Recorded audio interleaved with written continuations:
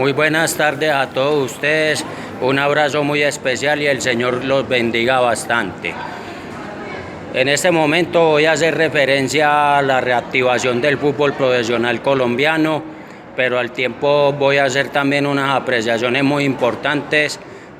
sobre el deporte aficionado, el deporte asociado y el deporte recreativo. Es muy bueno en este preciso momento de que el fútbol colombiano se haya reactivado el martes pasado con el partido de la Superliga, que son la final de los dos campeones del año 2019, Junior de Barranquilla campeón del torneo Apertura y América de Cali campeón del torneo Clausura o torneo de finalización. Es importante que ese campeonato se haya reactivado, por lo que mucho de eso implica para el desarrollo del mismo fútbol profesional colombiano y todo lo que ese espectáculo implica tanto adentro como afuera, a pesar de que estos partidos de fútbol se estén disputando sin público.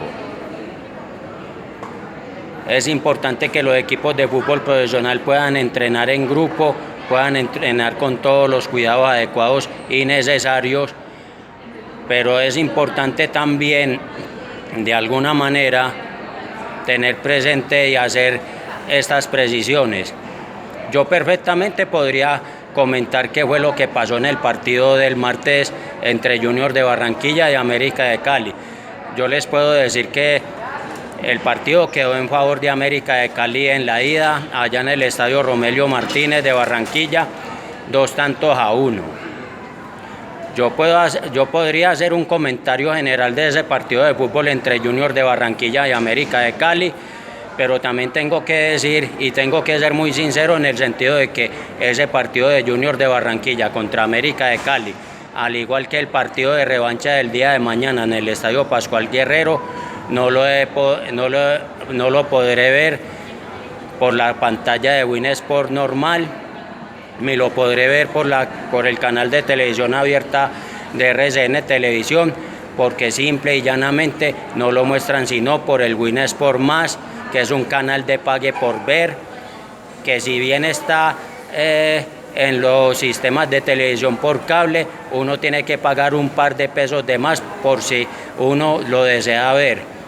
Y en este caso no cuento con el recurso necesario para poder hacer eso. Yo podría hacer un comentario al respecto de eso, como lo hace Andrés Marocco,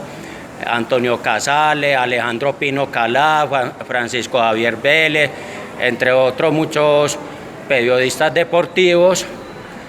pero yo quiero hacer unas precisiones totalmente más allá de los partidos de fútbol en sí que se estén reactivando.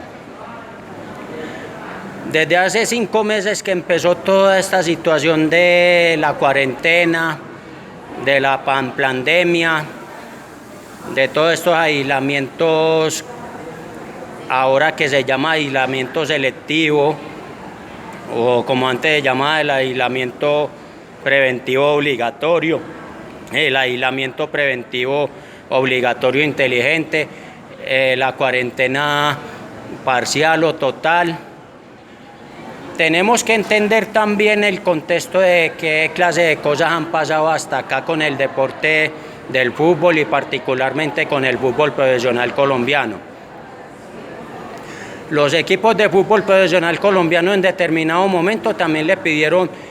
mucho cacao al Estado colombiano, de la misma manera como lo pidieron los bancos, de la misma manera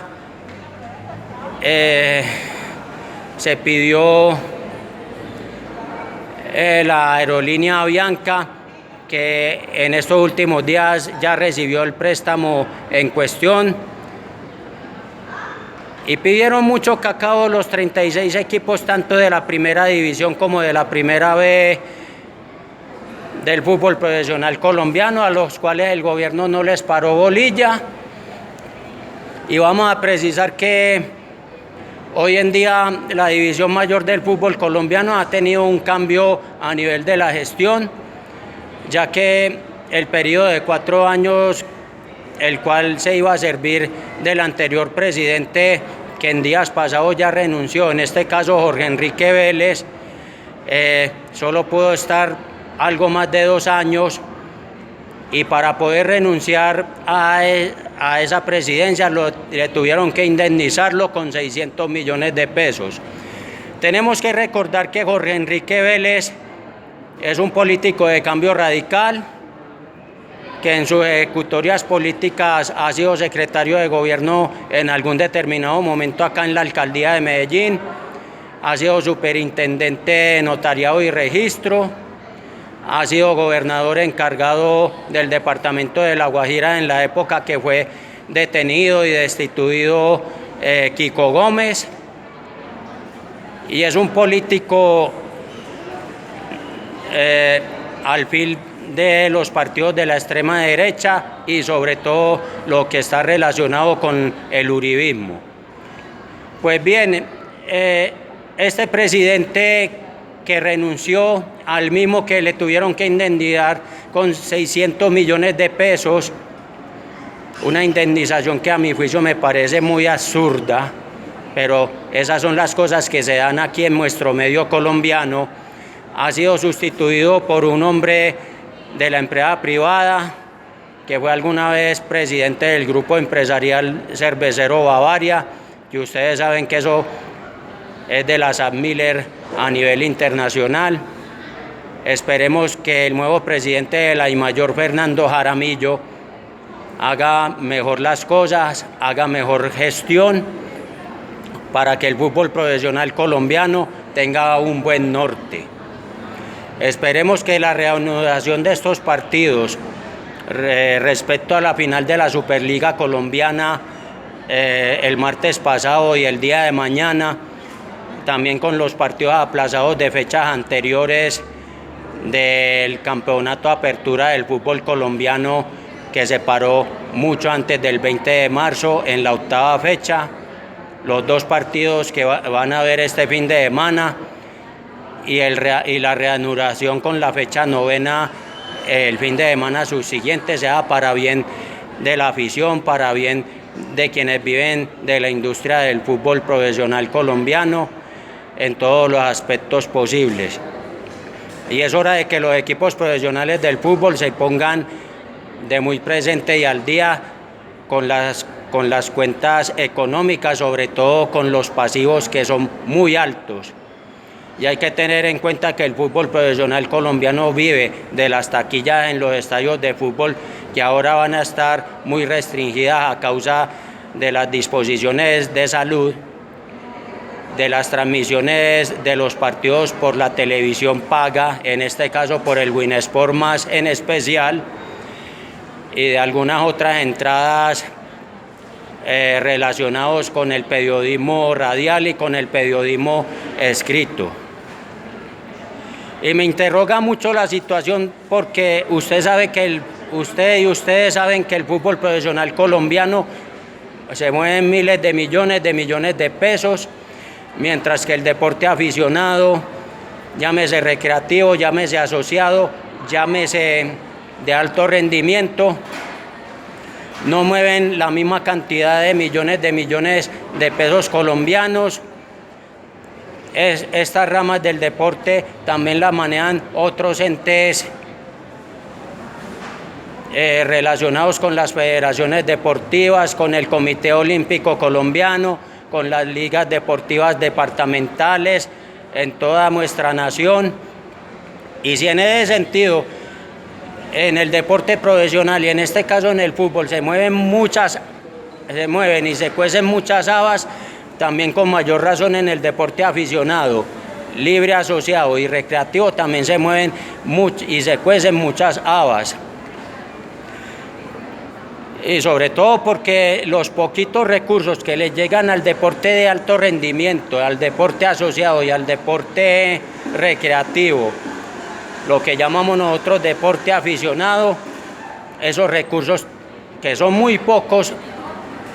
también se echan muchas veces a perder y se mandan al carajo por decisiones muy egoístas de muchos dirigentes deportivos de esa rama aficionada. Y a mí me preocupa mucho también que en las medidas de reactivación de ese deporte aficionado, en términos generales, los protocolos de bioseguridad, que seguramente ya deben de estar en la palestra, ya deben de estar fijados y ya fueron socializados por parte del gobierno nacional y a discreción de las alcaldías y gobernaciones a nivel nacional. Me preocupa mucho, por ejemplo, en la ciudad de Medellín, que a partir de esta semana se hayan abierto las ciclorrutas y ciclovías, tanto las nocturnas como para los domingos y los días feriados, de forma abierta. Me preocupa que las actividades deportivas, tanto individuales como en deportes de conjunto, todavía no estén abiertas al público en los escenarios deportivos, tanto bajo techo como al aire libre en espacios más cerrados. Yo creo que si están las medidas de bioseguridad y si se pueden hacer las cosas de una manera muy ordenada, yo creo que esta es la hora en que eso se podría realizar. En el caso de los deportes individuales, como en el caso del atletismo de medio fondo y fondo, usted puede hacer perfectamente ejercicios en la casa, usted puede hacer la resistencia aeróbica a través de equipos de elíptica, bicicleta estática de gimnasio o bicicleta estática convencional, pero no hay nada más placentero y lindo que hacerlo al aire libre. Es cierto que hay que tener muchos cuidados respecto al COVID-19, respecto a las medidas de bioseguridad, como usar adecuadamente el tapabocas, echarse en las manos alcohol o gel antibacterial, en lo posible mantener en las prácticas al aire libre una distancia de unos 2, 3 y hasta 5 metros, pero no es lo mismo hacer esa práctica bajo riesgo al aire libre en las avenidas y calles de las principales ciudades. Para el que está en el campo más abierto es mucho más fácil, pero para el que está en ciudades como Medellín, Bogotá, Cali, sí se requiere de unos cuidados muy especiales y para eso están los escenarios deportivos de forma cerrada, donde usted puede hacer esa práctica deportiva en condiciones más seguras. Todo es cuestión de que las alcaldías y las gobernaciones a nivel nacional tengan la voluntad de haber la asistencia de esos protocolos de bioseguridad, ponerlos a la práctica y hacerlos de una manera ordenada. Ustedes saben que practicar deporte, sea índole aficionado, sea índole recreativo, sea el famoso deporte libre asociado o inclusive el deporte rentado y profesional, es una forma también de hacer patria. Se ha dicho en muchas oportunidades que hacer ejercicio redunda en beneficio de la salud, así como redunda en un estilo de vida saludable, en la calidad de la vida misma para cualquier individuo y para una sociedad, y esto también propende para el buen vivir y para el bien común. Entonces, ¿por qué no nos ponemos la mano en el corazón, tanto los dirigentes políticos actuales como los respectivos dirigentes deportivos del área aficionada, en las divisiones menores, en las divisiones juveniles, en las divisiones mayores o de élite, e inclusive en los eventos deportivos para el adulto mayor o para el atleta máster, atletas mayores de 35 años y más? Creo que tenemos que ponernos la mano en el corazón. Creo que si se están dadas las condiciones para hacer al aire libre y en los espacios deportivos más cerrados una práctica deportiva adecuada y responsable, yo creo que es hora de poderlo empezar a realizar y podemos dejar de tener el miedo en volver a reactivar esas prácticas deportivas. Por último, yo voy a hacer referencia en específico al atletismo. Y veo con mucha preocupación porque no veo que esta boca sea mía por parte de la Federación Colombiana de Atletismo o también de la Asociación Colombiana de Atletismo Máster, en decir, las actividades atléticas al aire libre, tanto en pista como a nivel pedestre, se pueden recuperar y se pueden reactivar. Yo entiendo que hay eventos de atletismo, sobre todo los pedestres, que se están haciendo de forma virtual para evitar las aglomeraciones y para la gente que es muy gomosa para esas prácticas deportivas, pero como diría un cantante de música llanera, en este caso el Cholo Valderrama, yo personalmente estoy de acuerdo con él en el sentido de que esos eventos, en el caso del canto de la música llanera en forma virtual, o en el caso mío hacer esas carreras atléticas virtuales, no tienen el mismo sabor,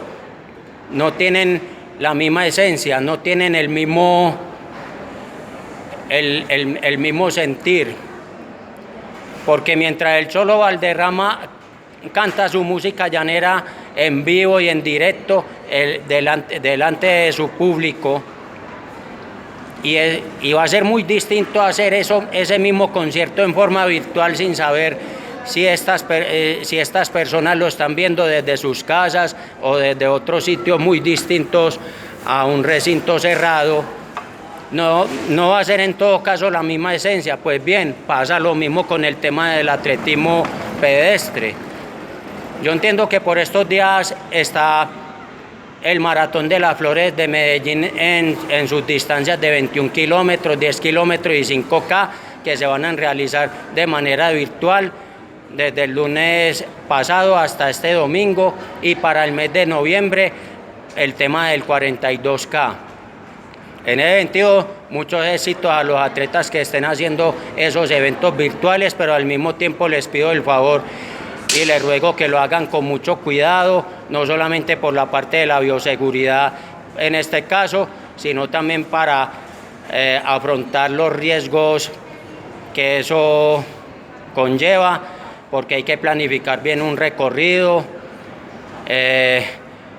medir bien las distancias, porque una vez recorridas estas distancias se tienen que mandar las pruebas y las evidencias en unas aplicaciones como las de Strava, porque para esos eventos virtuales hay que pagar igual una inscripción que no es tan sencilla, y porque hay que cuidarse mucho en los terrenos donde se vaya a hacer, porque si lo haces en un terreno callejero abierto hay que mirar si el espacio es el apropiado, si no hay mucho tránsito vehicular en el momento en que se va a hacer esa prueba virtual, o si se está planificando en un terreno con un espacio mucho más abierto y mucho más campestre. También hay que hacer bien las mediciones, y lo más importante es que estas cosas salgan muy bien hechas y en una muy buena forma. Y como eso hace parte de la nueva normalidad, mientras estas prácticas regresan de la forma convencional, igual hay que hacerlo con muy buenos recaudos.